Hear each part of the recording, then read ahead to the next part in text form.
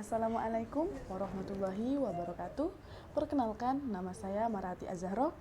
Nah, di video kali ini saya mau menyampaikan materi Bahasa Indonesia SMA kelas 12. Nah, materi yang akan kita bahas di video kali ini adalah yang pertama adalah surat lamaran pekerjaan dan yang kedua adalah teks cerita sejarah.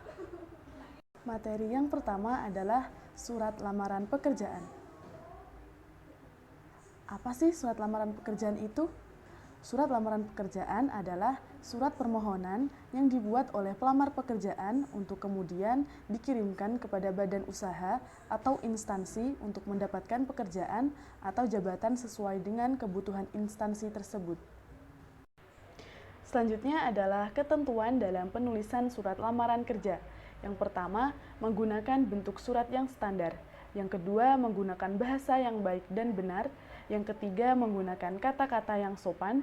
Keempat, menggunakan kata pengantar yang jelas, singkat, padat, informatif, dan tepat sasaran. Yang kelima, tulisan bersih, mudah dibaca, dan sesuai dengan kaidah ejaan yang diberlakukan. Dan yang terakhir, melengkapi bagian-bagian surat dengan norma bahasa surat. Selanjutnya adalah sistematika surat lamaran kerja. Yang pertama adalah unsur-unsur bagian pembuka, yang meliputi nama kota dan tanggal pembuatan surat, lampiran dan perihal, alamat surat, dan salam pembuka. Yang kedua, unsur-unsur bagian isi surat, yaitu paragraf pembuka dan identitas pelamar. Dan yang terakhir adalah unsur-unsur bagian penutup yang meliputi salam penutup, tanda tangan, dan nama terang. Materi yang kedua adalah teks cerita sejarah. Apa sih teks cerita sejarah itu?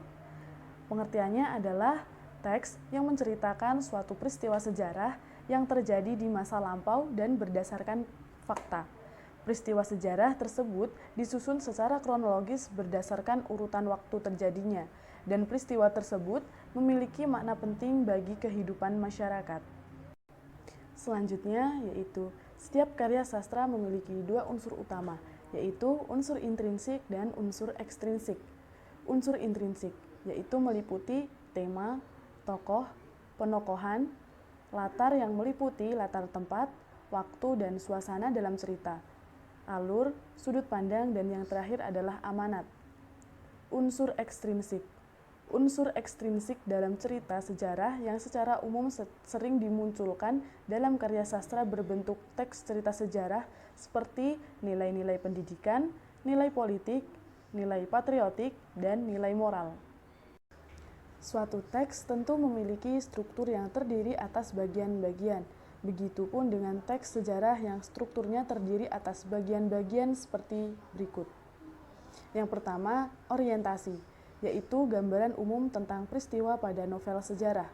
Yang kedua, pengungkapan peristiwa. Pada bagian ini disajikan peristiwa awal yang menimbulkan berbagai masalah, pertentangan, ataupun kesukaran-kesukaran bagi para tokohnya. Yang ketiga, konflik. Terjadi peningkatan perhatian, kegembiraan, kehebohan, ataupun keterlibatan berbagai situasi yang menyebabkan bertambahnya kesukaran tokoh. Yang keempat, komplikasi atau puncak konflik.